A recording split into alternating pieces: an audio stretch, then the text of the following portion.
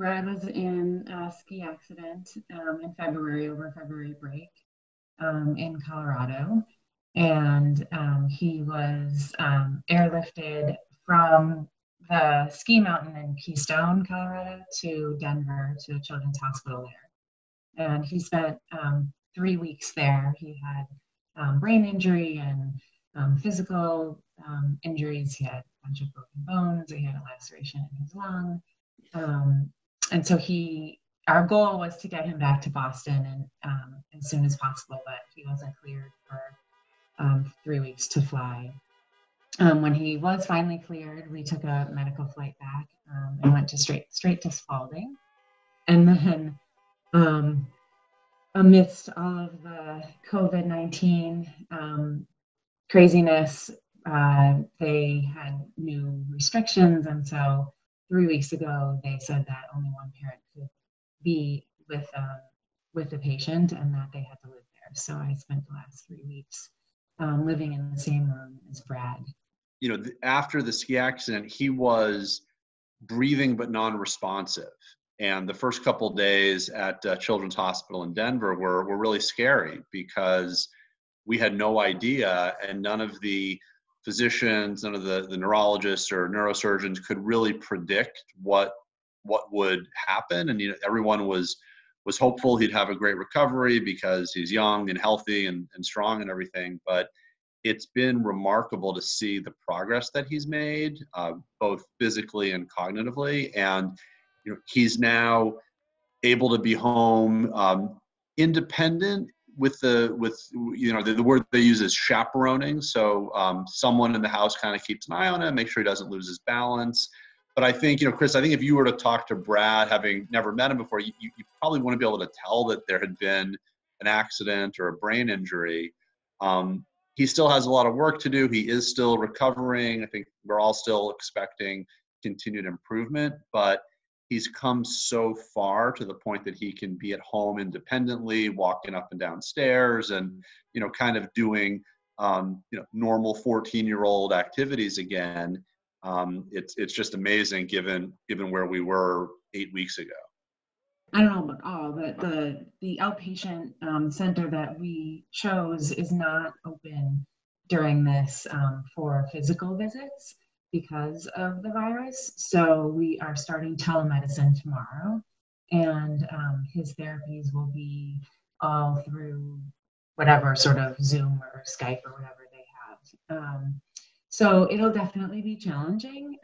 Things like speech, where you can sort of do more, tutoring like style therapies over Skype more easily than say PT. So Josh and I will be taking a more hands-on role in his physical therapy and his occupational therapy. It's been an emotional roller coaster. I mean, those first few days, the uncertainty and the, seeing your kid immobilized, not conscious, tubes everywhere, and not knowing was so scary. And as Jess said, at first it was about survival. And is he going to pull through this?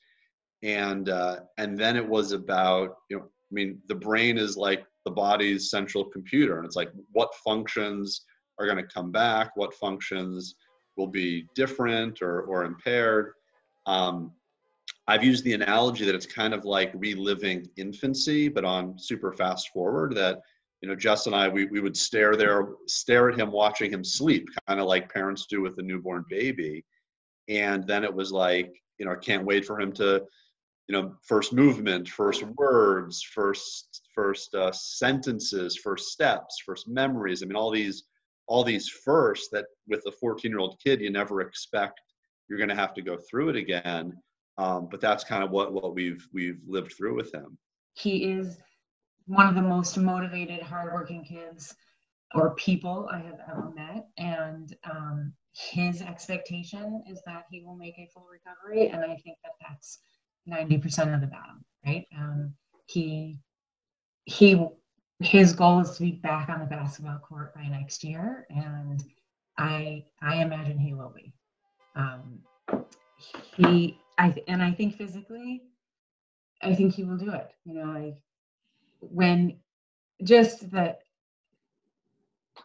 just the little things, like last week he couldn't tie his shoes and this week he can, so it's just the progression is so huge in such little ways Yeah. that um that I do believe physically he will get there. And mentally, I think from what everyone is saying, he will make a recovery.